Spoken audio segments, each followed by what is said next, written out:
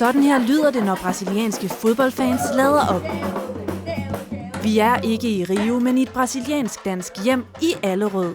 Jeg tror slet ikke, at man som dansker reelt kan forstå, hvilken fest der kommer, når vi vinder. For dem store som små handler aftenens kamp dog om meget mere end fodbold. Brasilien er jo et land, der for det første er meget stort, 180 millioner mennesker, og det dækker et stort areal. Så det man har, der kan samle folk, det man har, som der kan gøre, at vi trækker i fælles retning, det skaber virkelig noget dynamik. Let's go in. It's starting to rain again.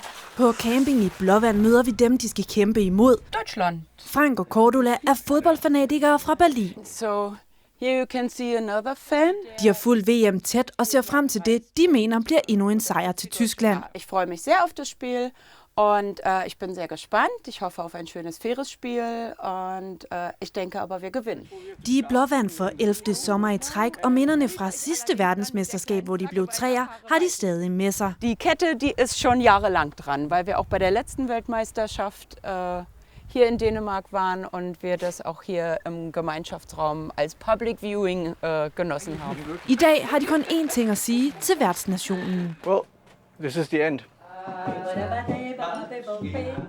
I Allerød fortsætter sambaen, og da vi viderebringer tyskernes hilsen, lød svaret sådan her.